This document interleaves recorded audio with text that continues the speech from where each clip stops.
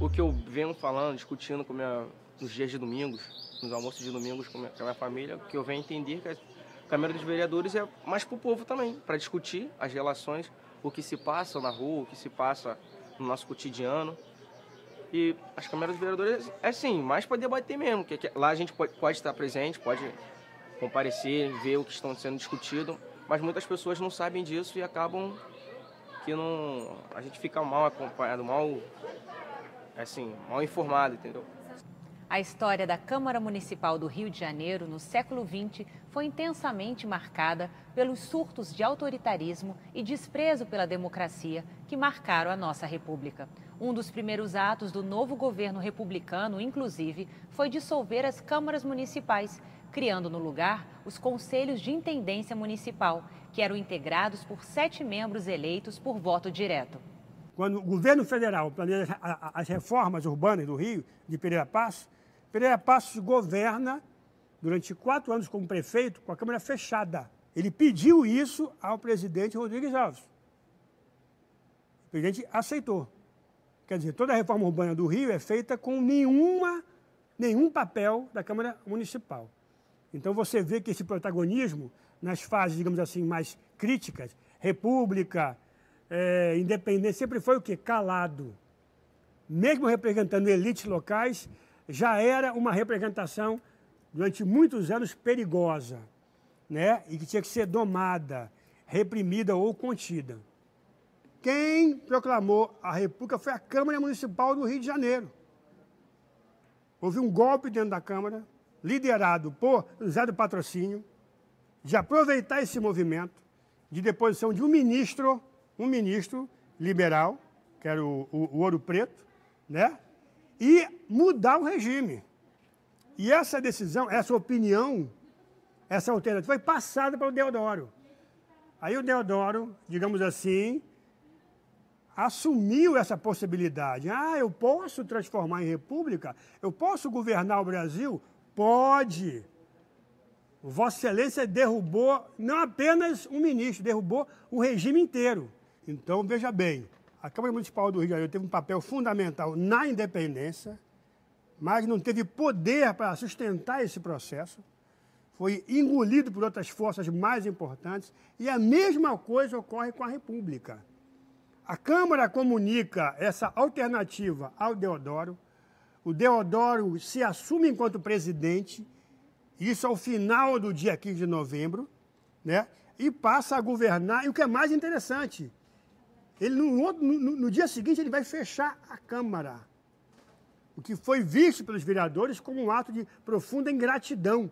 E somente depois do final da época dos militares, quer dizer, do final da época Floriano, né, é que você vai ter a Câmara lentamente recuperando o poder, mas quando o governo federal, das oligarquias agora reorganizadas, de Rodrigues Alves, em 1902, decide iniciar um processo de transformação violenta e total do Rio de Janeiro, ampla, como nunca foi feito até hoje em dia, a Câmara é fechada. Não, porque os vereadores ajudam o prefeito em muita coisa. Então, a prefeitura sem vereador não ia funcionar muito bem, não. Porque eles, os vereadores, é o representante do povo. A Câmara dos Vereadores ela representa o povo no âmbito mais distrital, não assim, num todo, como estado, cidade. Ficar mais próximo das pessoas da base mesmo, da massa. Eu acho que a importância de ter um representante na Câmara é justamente isso, para nos defender, mas saber exatamente quais são os nossos direitos e deveres também, né? E saber da forma como está sendo cobrado também e se está fazendo corretamente. Não somente estar lá, mas representar bem e direito, né? Os nossos direitos, no caso. Os vereadores, eles defendem o interesse do povo a nível municipal, então ter esse nível municipal garantido já seria uma microesfera do que seria o estadual e depois o nacional.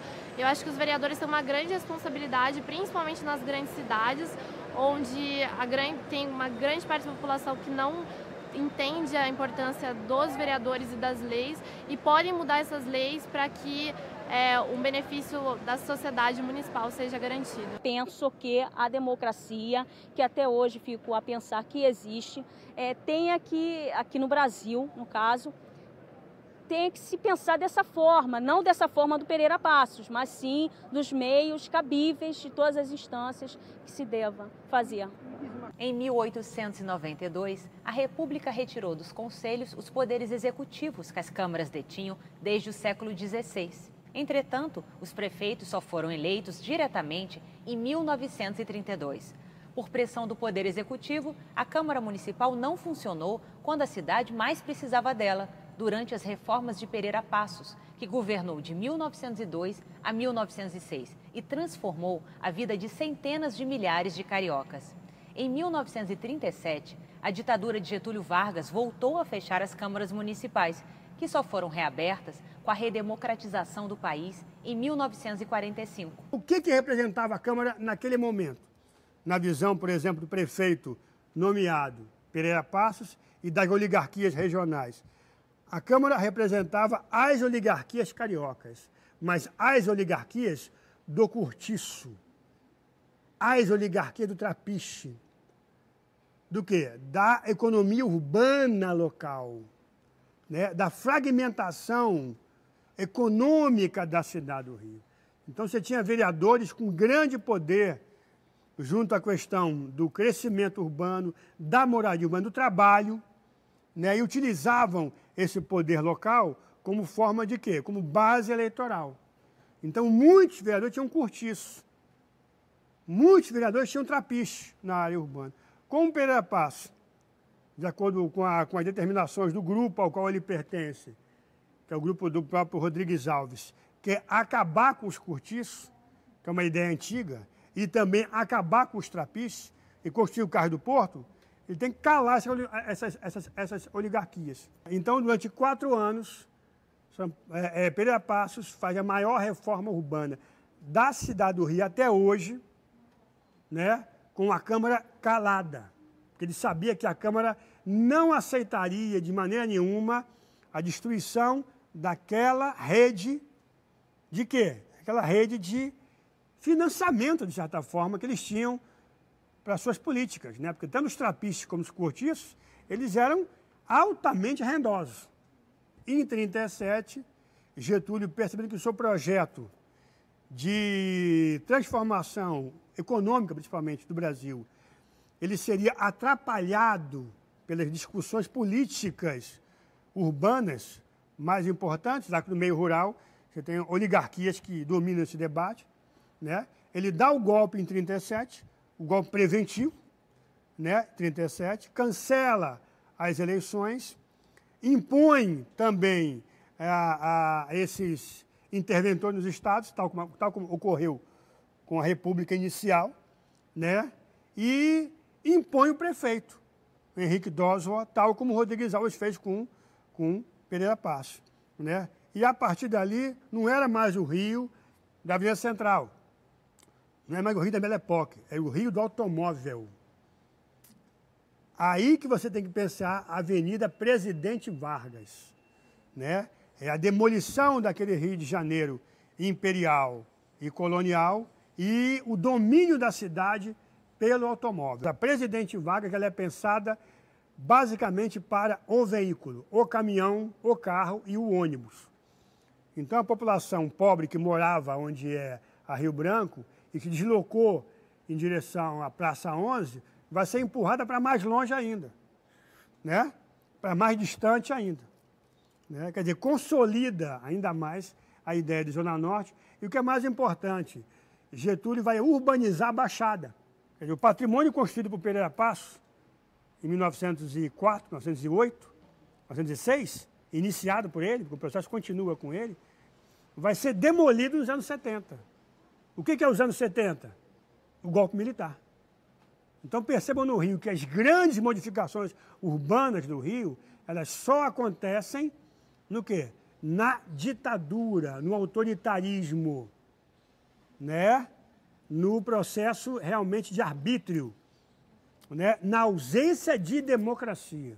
Eu acho que a reforma urbana do atual prefeito, É a primeira reforma urbana que acontece, digamos assim, em plena democracia, né? Mas a gente percebe que os interesses econômicos, logicamente, têm um peso muito grande em relação a isso. Em 1960, com a mudança da capital para Brasília e a criação do estado da Guanabara, a Câmara foi substituída por uma Assembleia Legislativa.